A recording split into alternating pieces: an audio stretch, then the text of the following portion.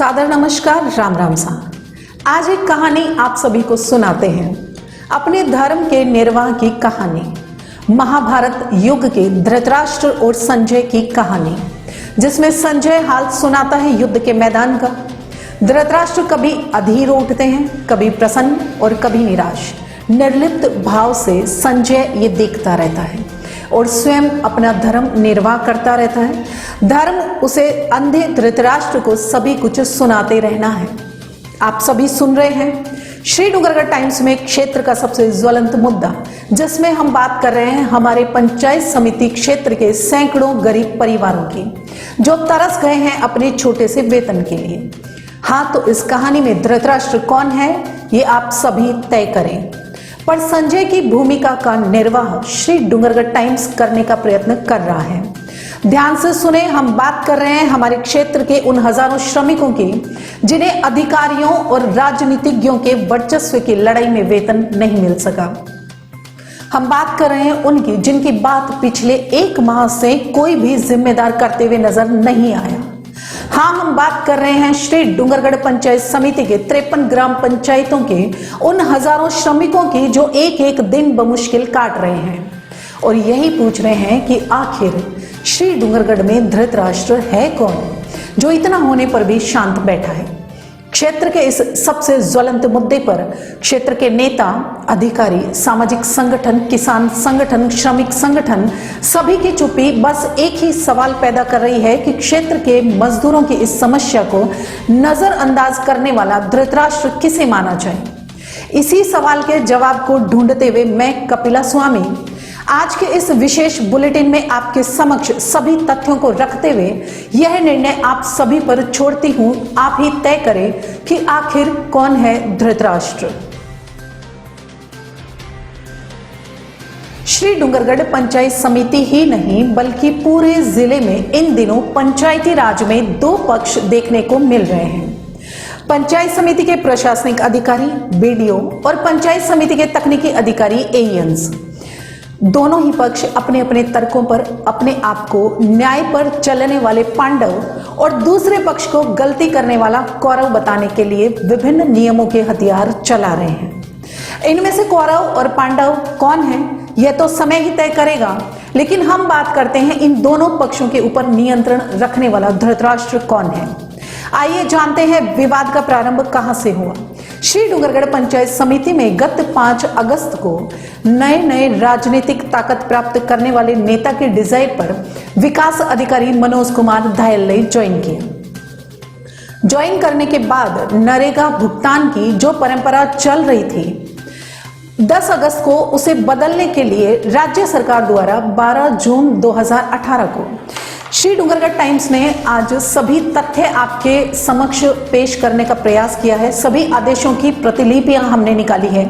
सरकार द्वारा 12 जून 2018 को जारी किए गए एक अति आवश्यक आदेश का हवाला दिया गया और अनुबंध पर कार्यरत जेटीओ की रिपोर्ट पर भुगतान नहीं करने एवं एएन की रिपोर्ट पर ही भुगतान करने का आदेश सुना दिया। लेकिन बीकानेर जिले में लंबे समय से यही परंपरा चल रही थी कि जेटीओ की रिपोर्ट पर भुगतान किया जाता रहा है। ऐसे में एएन महेश वर्मा ने एक एएन द्वारा सैकड़ों साइटों पर नहीं पहुंचकर मूल्यांकन करना असंभव बताया और पुरानी परंपरा से ही भुगतान करने का टकासर जवाब दे दिया। दोनों अधिकारियों में हुई इस तनातनी के बाद क्षेत्र के नरेगा श्रमिकों का भुगतान रुक गया एवं विवाद चरम पर चढ़कर जिला स्तरीय अधिकारियों, जनप्रतिनिधियों सभी के नजरों में आ गया। नरेगा श्रमिकों का भुगतान रुकने के बाद मामला जब जिला परिषद पहुंचा तो शुरुआत में वहां की कार्यशैली दोनों हाथों में लड्डू वाली रही। जिला परिषद द्वारा 27 अगस्त 2020 को श्री डूंगरगढ़ विकास अधिकारी को एक आदेश दिया जाता है, जिसमें एक ओर तो राज्य सरकार के 26 अप्रैल 2019 के आदेश की अक्षरश पालना को कहा जाता है और साथ ही चेतावनी भी दी जाती है कि किसी भी प्रकार की कोताही के लिए वे स्वयं जिम्मेदार रहेंगे। 26 अप्रैल 2019 के आदेश में यह स्पष्ट कर दिया जाता है कि संविदा पर कार्यरत व्यक्तियों को कोई वित्तीय शक्तियां प्रदान नहीं की जावे और इसकी पालना हो। अब ऐसे में श्री डूंगरगढ़ बीडीओ इसे अपना हथियार बनाते हुए दोनों आदेशों के बाद एएम द्वारा वेरीफाई किए बिना पेमेंट नहीं करने के लिए अड़ जाते हैं। मामला उलझ गया तो जिले के समस्त एएम ने अपने स्तर पर एक गुप्त बैठक की, बीकानेर में आयोजित की एवं जिला परिषद के सीईओ को अपनी बात पहुंचाई। मामला नहीं निपटा तो जिला कलेक्टर की मध्यस्थता में 31 अगस्त 2020 को बीडीओ एवं एएन की बैठक हुई, जिसमें विवाद के स्थायी समाधान के बजाय जिला स्तरीय अधिकारियों ने जिले की अन्य पंचायत समितियों में जैसा हो रहा है वैसा ही करने का आदेश श्री डूंगरगढ़ बीडीओ को प्रदान किए गए। इस आदेश को विकास अधिकारी ने स्पष्ट नहीं माना एवं स्पष्ट आदेश देने के लिए पत्र जिला प्रशासन को दे दिया। 31 अगस्त को दिए गए आदेशों के पालना नहीं करना उच्चाधिकारियों को नागवार गुजरा और 2 और 4 सितंबर को 2 अलग अलग आदेशों में श्री डूंगरगढ़ बीडीओ को शीघ्र भुगतान नहीं करने पर चेतावनी दी गई। लेकिन श्री डूंगरगढ़ में फिर भी बीडीओ इसी बात पर अड़े रहे कि जब तक दूसरों के जैसे ही भुगतान की परंपरा डालनी है तो जिले में अन्य पंचायत समितियों के जैसे क्यों, राज्य में अन्य जिलों के जैसे ही डालेंगे। बीडीओ का यह निर्णय उन्हें महंगा पड़ गया एवं जिला कलेक्टर द्वारा 9 सितंबर को उन्हें 17 सीसी के तहत चार्जशीट दी गई तो बीडीओ 11 सितंबर को इस संबंध में जिला कलेक्टर एवं सीईओ पर प्रताड़ित करने का आरोप लगाते हुए जयपुर में लोकायुक्त के पास पहुंच गए। मामला लंबा खिंच गया तो जिले के एएन ने पुनः आपस में बैठक कर रणनीति भी बनाई और अपनी बात कलेक्टर के आगे दोबारा रखी। ऐसे में गत 15 सितंबर को सभी एएन के प्रतिनिधि मंडल को जिला कलेक्टर ने सारा मामला मीडियाबाजी से दूर रखने के निर्देश भी दे दिए। नरेगा श्रमिकों के भुगतान में आमने सामने हुए अधिकारियों के विवाद की पूरी तह तक जाकर विशेष एपिसोड का प्रकाशन श्री डूंगरगढ़ टाइम्स ने बुधवार सुबह किया।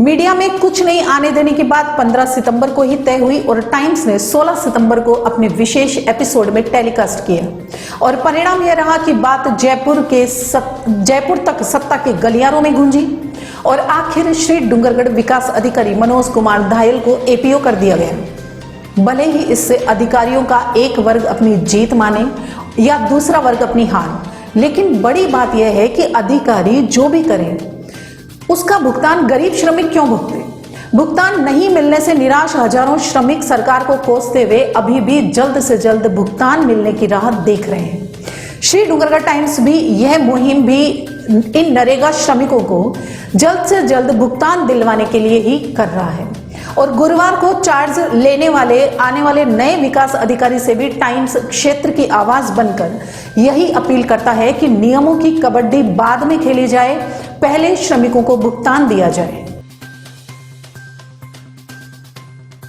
नरेगा श्रमिकों के रुके हुए भुगतान की लड़ाई में कोई हारा है तो कोई जीता है, लेकिन वास्तविक दर्द क्षेत्र के हजारों श्रमिक परिवारों को 1 माह से अधिक समय तक झेलना पड़ा है। ऐसे में हम बात करते हैं लोकतंत्र के इन अधिकारियों पर नियंत्रण तय करने वाले हमारे जनप्रतिनिधियों की। अधिकारी तो आते हैं और चले जाते हैं, लेकिन जनप्रतिनिधियों को इसी क्षेत्र में रहना होता है। फिर उनमें से क्यों किसी ने इन श्रमिकों की आवाज नहीं उठाई। जनता विचार करे कि हमारे क्षेत्र में एक विधायक, सत्तारूढ़ पार्टी के प्रदेश महासचिव, सत्तारूढ़ पार्टी की यूथ विंग के जिलाध्यक्ष, प्रतिपक्ष की पार्टी के देहात जिलाध्यक्ष, सबसे ज्यादा आवाज उठाने वाले एक पार्टी के प्रदेश प्रवक्ता, एक ऐसा किसान संगठन जो हर छोटे मुद्दे पर पुरजोर आवाज उठाता है, दोनों प्रमुख पार्टियों के बूथ से लेकर प्रदेश तक के पदाधिकारी, 53 सरपंच सभी तो मौजूद थे, लेकिन ये सभी इस मुद्दे पर चुप क्यों रहे। श्रमिकों को भुगतान करवाने के लिए इन सब ने सरकार तक अपनी आवाज पहुंचाने का प्रयास क्यों नहीं किया। यहां तक कि मुख्यमंत्री के साथ 15 सितंबर को हुई वीडियो कॉन्फ्रेंस में भी किसी ने इस सवाल को नहीं उठाया। इन सभी को साधुवाद, क्योंकि ये सभी साबित कर रहे हैं कि वोट के अलावा शायद मजदूर वर्ग इनसे इनका कोई वास्ता नहीं है। श्री डूंगरगढ़ टाइम्स आप सभी से यही तय करने का आह्वान करता है कि धृतराष्ट्र कौन, यह तय करने के साथ साथ खुद जागरूक होकर क्षेत्र के धृतराष्ट्रों की आंखें खोल देने का कार्य भी जनता को ही करना होगा। श्री डूंगरगढ़ टाइम्स की विशेष प्रस्तुति जनता की बात प्राइम मुद्दा में फिलहाल इतना ही। अगली बार क्षेत्र के फिर किसी बड़े मुद्दे को लेकर हम फिर आप सभी के बीच चर्चा के लिए हाजिर होंगे। तब तक के लिए नमस्कार, राम राम सा। और हाँ, आप सभी से एक आग्रह है कि श्री डूंगरगढ़ टाइम्स के यूट्यूब चैनल को सब्सक्राइब करें और हमारे फेसबुक पेज को लाइक करें। और हाँ, अपने आसपास की हर खबर, हर घटना को आप हम तक पहुंचाएं। हमारे व्हाट्सएप नंबर है 9414917401 पर। नमस्कार।